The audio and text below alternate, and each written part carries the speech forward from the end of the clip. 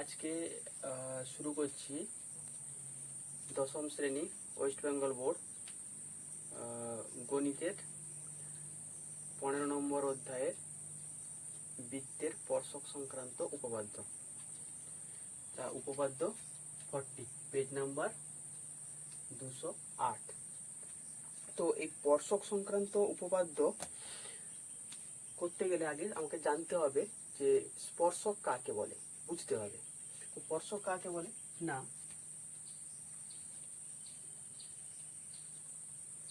এই যদি একটা বৃত্ত হয়, ও কেন্দ্রীয় বৃত্ত হয়, তাহলে এই বৃত্তের উপর কোনো একটা বিন্দু দিয়ে আমি যদি একটা সরলরেখা অঙ্কন করি, যেটা শুধু জাস্ট একটা বিন্দুতে বৃত্তটাকে টাচ করবে, স্পর্শ করবে। যেমন এই এ বি সরলরেখা ও কেন্দ্রীয় বৃত্তকে জাস্ট পি বিন্দুতে টাচ করেছে, তখন এ বি সরলরেখা স্পর্শক আর পি হচ্ছে স্পর্শ বিন্দু। কিন্তু যদি কোনো সরলরেখা বৃত্তকে ছেদ করে, মানে দুটো পয়েন্টে কাট করেছে, যেমন সিডি, তো এই যে সরলরেখাটা এই বৃত্তের স্পর্শক নয়, কিন্তু এ স্পর্শক নয়, স্পর্শক হচ্ছে এ বি স্পর্শক, আর পি হচ্ছে স্পর্শ বিন্দু। তো ও কেন্দ্রীয় বৃত্তকে পি বিন্দুতে এ বি সরলরেখা জাস্ট টাচ করেছে, তাই পি হচ্ছে স্পর্শক বিন্দু আর এ বি হচ্ছে স্পর্শক। এটা কিন্তু স্পর্শক, কিন্তু এটা কিন্তু স্পর্শক নয়। তো যে উপপাদ্য আমরা করব, উপপাদ্য 40, কি বলছে না, কোন বৃত্তের বা বৃত্তের কোন বিন্দুতে স্পর্শক ও ওই স্পর্শক বিন্দুগামী ব্যাসার্ধ পরস্পর লম্বভাবে অবস্থিত। বৃত্তের কোন বিন্দুতে স্পর্শক ও ওই স্পর্শ বিন্দুগামী ব্যাসার্ধ পরস্পর লম্ব।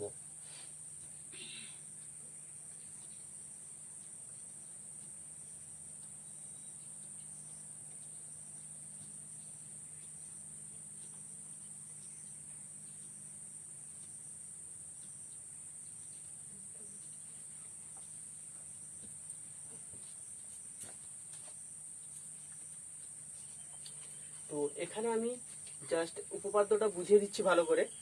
তোমাদের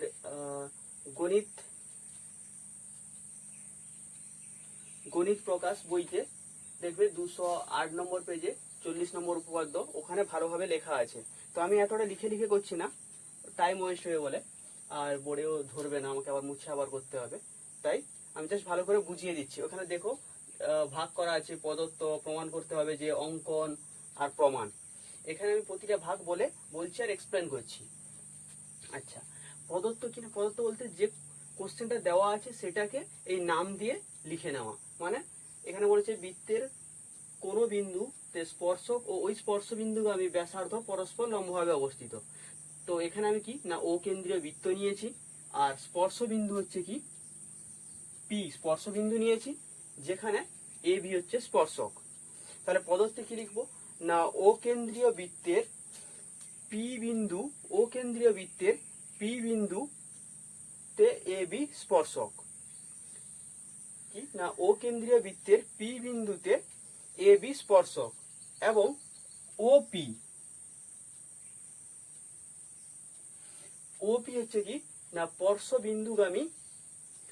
বিন্দুগামী ব্যাসার্ধ। এই যে বলেছে স্পর্শ বিন্দুগামী ব্যাসার্ধ, ওপি হচ্ছে স্পর্শ বিন্দুগামী ব্যাসার্ধ। আমাকে প্রমাণ কি করতে হবে না, প্রমাণ করতে হবে এই স্পর্শ বিন্দুগামী ব্যাসার্ধটা স্পর্শকের উপর লম্ব।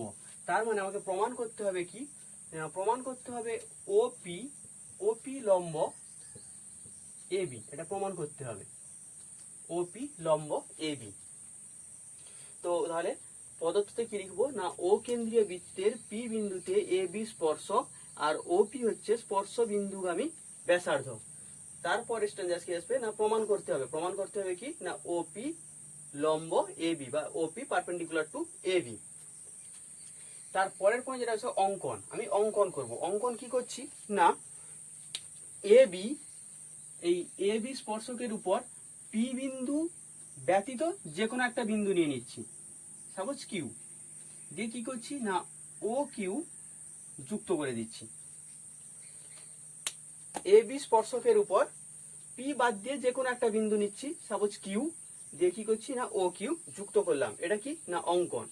এবার আসছি প্রমাণ।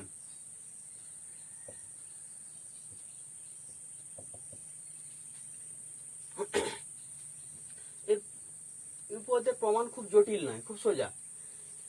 তো কিউ বিন্দুটা এ বি স্পর্শকের উপর অবস্থিত, আর আমরা কি দেখতে পাচ্ছি, কিউ বিন্দু ও কেন্দ্রীয় বৃত্তের বাইরে অবস্থিত। কিউ বিন্দু ও কেন্দ্রীয় বৃত্তের বাইরে অবস্থিত, তাহলে আমি যে ও আর কিউ যুক্ত করলাম, অবশ্যই ও কিউ বৃত্তকে কোনো একটা বিন্দুতে কাট করবে। সেই কাটিং পয়েন্টের নাম দিয়ে দিচ্ছি কি, আর। তাহলে কি না, ও কেন্দ্রীয় বৃত্তের বাইরে যেহেতু কিউ বিন্দুটা রয়েছে, আর আমি ও কিউ যেহেতু যুক্ত করছি, তাহলে ও কিউ সরল রেখা বা রেখাংশ ও কেন্দ্রীয় বৃত্তকে একটা বিন্দুতে কাট করবে। যে বিন্দুতে কাট করছে ওই বিন্দুটার নাম দিয়ে দিচ্ছি কি, আর। তার মানে কি হলো না, ও আর হয়ে গেল আমার ব্যাসার্ধ, ও আর ব্যাসার্ধ, আর ও কিউ, কিউটা যেহেতু বাইরে রয়েছে, তো ছবি থেকেও বুঝতে পারছি কি যে O Q less than, sorry, ও R less than O Q. আবার বৃত্তের ব্যাসার্ধের সব লেন্থ সেম হয়, তার মানে কি O P equal to O R less than O Q. এখান থেকে কি লিখতে পারি না, O P less than O Q. তার মানে আমি কি দেখতে পাচ্ছি না, ও পি ও কিউ চেয়ে ছোট। আচ্ছা, এখানে কিউটা আমরা কি নিয়েছিলাম, কিউটা একটা আরবিটারি পয়েন্ট নিয়েছিলাম এ বির উপর। এ বির উপর যে কোনো একটা পয়েন্ট, পি বাদ দিয়ে যে কোনো একটা পয়েন্ট ছিল কিউ। তার মানে আমি বলতে পারি যে এ বির উপর আমি যদি পি বাদে যাই পয়েন্ট নিই না কেন, যখন ও আর ওই পয়েন্টটা জয়েন করব, সেই যে লাইনটা পাবো সেটা ও পির চেয়ে বড় হবে। তার মানে ঘুরিয়ে কি বলতে পারি যে ও বিন্দু থেকে এ বি সরল রেখার উপর যত কটা লাইন আমি ড্র করছি, তার মধ্যে সবচেয়ে ছোট লাইন হচ্ছে এপি। কি বলতে পারি তো যে ও ও বিন্দু থেকে এ বি সরল রেখার উপর যত কটা লাইন আমি ড্র করব, তার মধ্যে সবচেয়ে ছোট লাইন কি হবে, এপি। আর আমরা কি জানি, সবচেয়ে ছোট দূরত্ব, কম দূরত্ব কি হয়, সেটা লম্ব দূরত্ব। তার মানে আমি কি বলতে পারি না, O P perpendicular A B, তার মানে ও পি লম্ব এ বি। আর এটাই আমাকে কি ছিল না, প্রমাণ করতে বলা ছিল। তো প্রমাণে বিশেষ কিছু নেই, জাস্ট অঙ্কনে কি করেছি না, অঙ্কনে পি ব্যতীত এ বির উপর কোনো একটা পয়েন্ট নিয়েছি কিউ, ও কিউ যুক্ত করেছি। ও কিউ যুক্ত করার পর চলে আসছে কি প্রমাণ। প্রমাণে ফার্স্ট কি বলছি না, যেহেতু কিউ বিন্দুটা ও কেন্দ্রীয় বৃত্তের বাইরে অবস্থিত, তাই ও কিউ যদি যুক্ত করি, তাহলে এই ও কিউ সরল রেখা বৃত্তকে কোনো একটা বিন্দুতে ছেদ করবে। সেই বিন্দুটার নাম দিয়ে দিচ্ছি আর।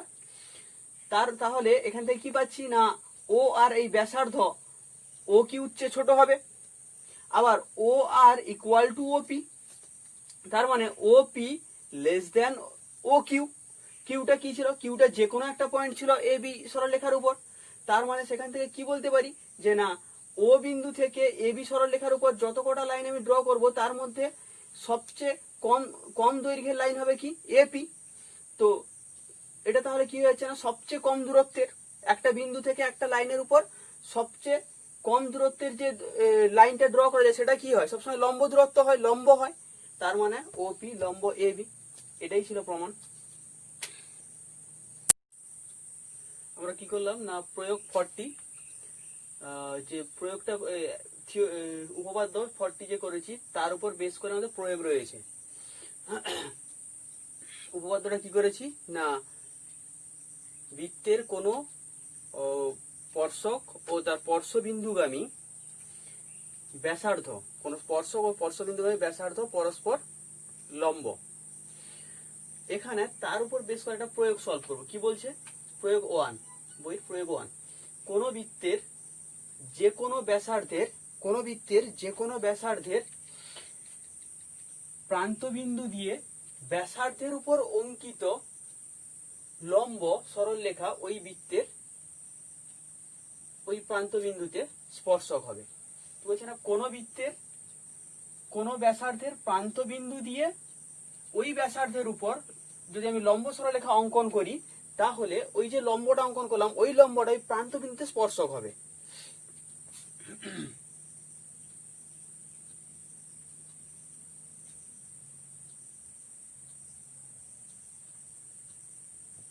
যদি ও কেন্দ্রীয় বৃত্ত নিই,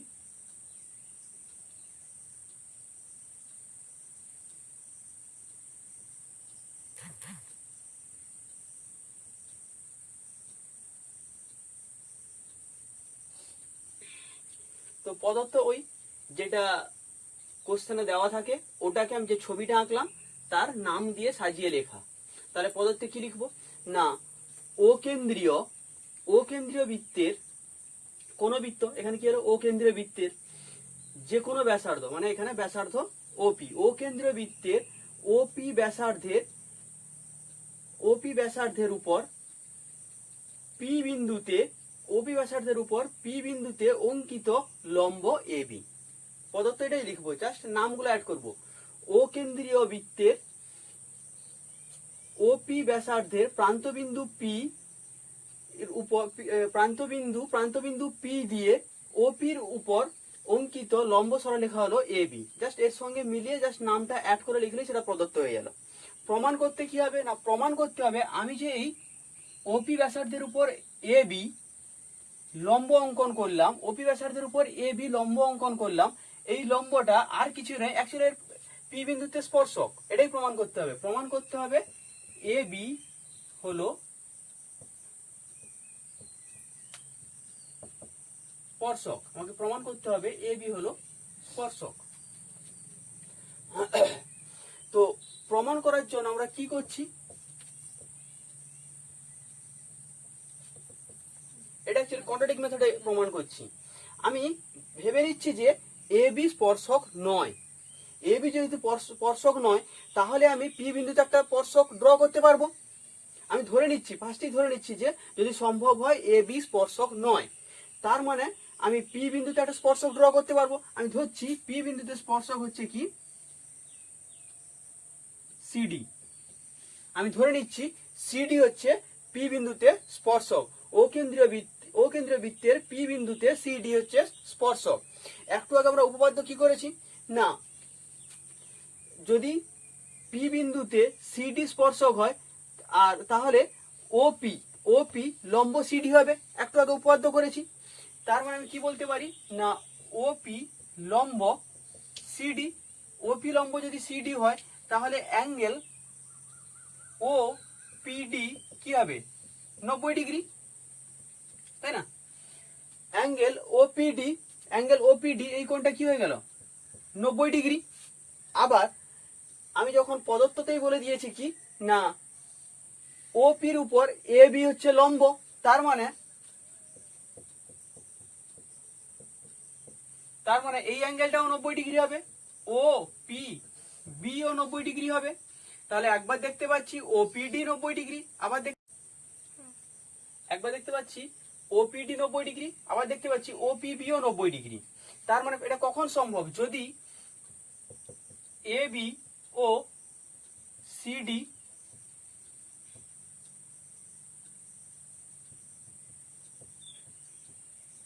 সমাপতিত হয়।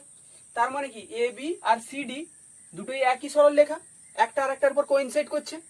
তার মানে কি হয়ে গেল, যেহেতু সিডি এবির উপর সমাপতিত হচ্ছে আর সিডি যেহেতু স্পর্শক, তার মানে ঘুরিয়ে সেটাই হলো এবি হচ্ছে স্পর্শক। এটাই প্রমাণ হয়ে গেল।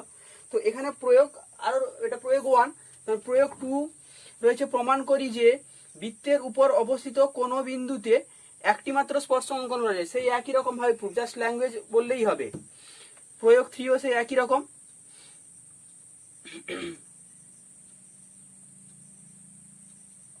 প্রয়োগ 3, প্রয়োগ 4, প্রয়োগ 5 সব একই রকম। তো প্রয়োগ 6, প্রয়োগ 5 পর্যন্ত একই রকম হবে। প্রয়োগ 6 করছি। মনে করি যে কোনো বৃত্তের ব্যাসের প্রান্ত বিন্দুতে অঙ্কিত স্পর্শক দুটি পরস্পর সমান্তরাল।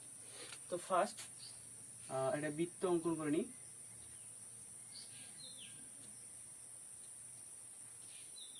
ওকে,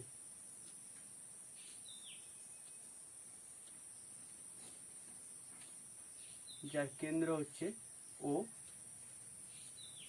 আর হচ্ছে পি কিউ ব্যাসের পি বিন্দুতে অঙ্কিত স্পর্শক এবি, কিউ বিন্দুতে অঙ্কিত স্পর্শক সিডি।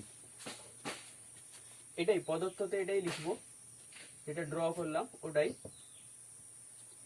ধরি।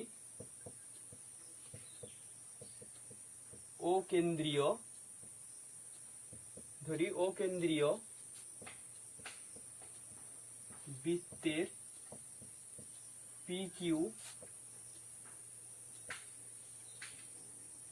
PQ ব্যাসের পি বিন্দুতে অঙ্কিত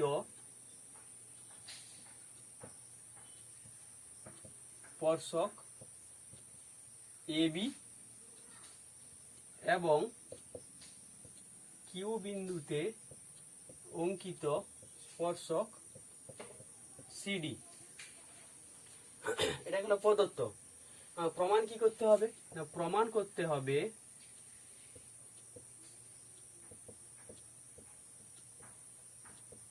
করতে হবে যে, আচ্ছা এটা একদম কমপ্লিটলি লিখে করছি, তার কারণ হচ্ছে এটা তোমাদের বইতে করা নেই। প্রমাণ করতে হবে যে, কি প্রমাণ করতে হবে না, স্পর্শক দুটি পরস্পর সমান্তরাল, অর্থাৎ AB সমান্তরাল CD। প্রমাণ করতে হবে AB সমান্তরাল CD, এটা প্রমাণ করতে হবে। তো অঙ্কন কি করব,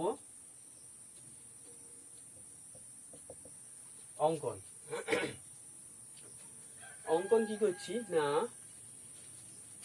ও বিন্দু দিয়ে AB এর একটা সমান্তরাল সরল রেখা নিচ্ছি EF। ও বিন্দু দিয়ে AB এর সমান্তরাল সরল রেখা নিচ্ছি EF। অঙ্কন, ও বিন্দু দিয়ে AB এর সমান্তরাল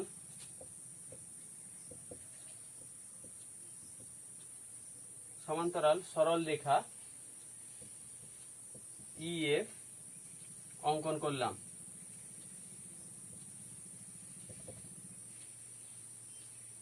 ওকে, এবার আসছে কি না প্রমাণ।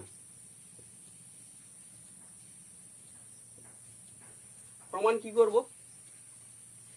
আর এখানে আমরা অ্যাপ্লাই করব ওই উপপাদ্য স্টেটমেন্টে, যে স্পর্শক ও স্পর্শবিন্দুগামী ব্যাসার্ধ পরস্পর লম্ব হয়।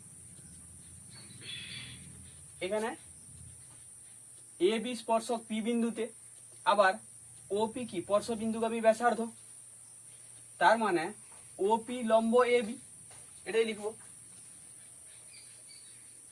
যেহেতু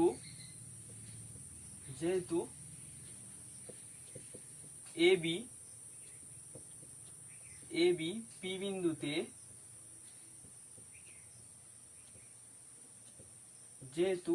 P বিন্দুতে, স্পর্শক এবং OP ব্যাসার্ধ, অতএব AB লম্ব OP।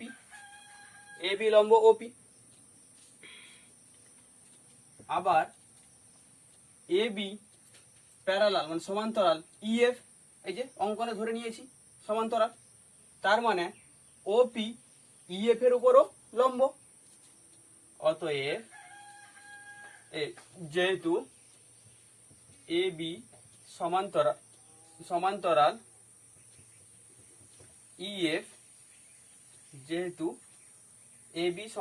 EF, অতএব OP লম্ব EF। এটাকে 1 নাম্বার দিয়ে দিচ্ছি। আচ্ছা, পারলে স্ক্রিনশট নিয়ে নাও, প্রদত্ততে মুছে দিচ্ছি।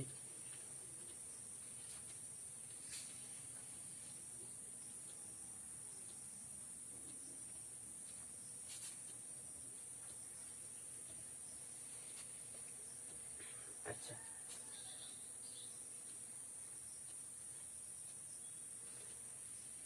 যেহেতু POQ একটি সরল রেখা, অতএব আমি কি বলতে পারি, যে OQ লম্ব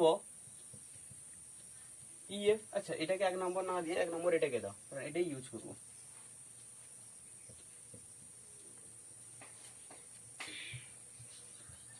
পিও কিউ একটি সরল রেখা, তাই কি বলতে পারি ও কিউ লম্ব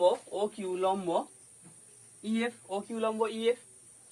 আচ্ছা একই রকম ভাবে আবার কিউ বিন্দুতে সিডি স্পর্শক, তার মানে ও কিউ লম্ব সিডি হবে ওই উপপাদ্যের স্টেটমেন্ট যে স্পর্শক ও স্পর্শ বিন্দুগামী ব্যাসার্ধ পরস্পর লম্ব হয়।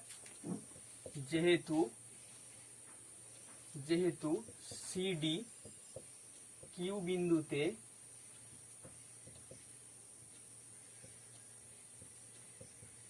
বিন্দুতে স্পর্শক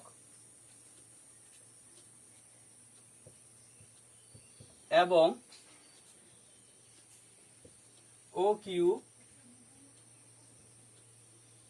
ব্যাসার্ধ, অতএব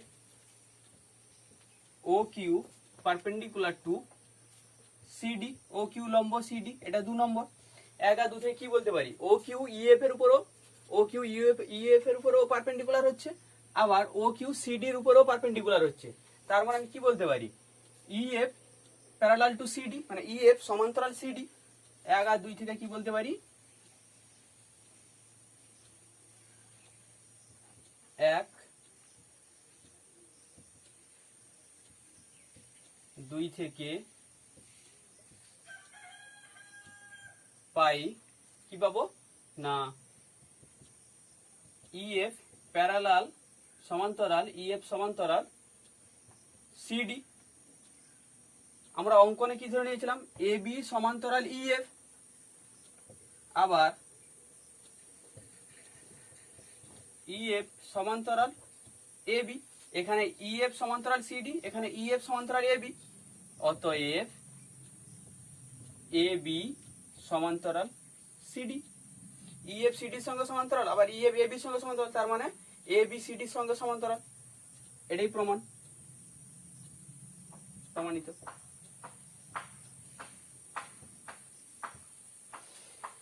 নেক্সট ভিডিওতে এর এক্সারসাইজ সলভ করব।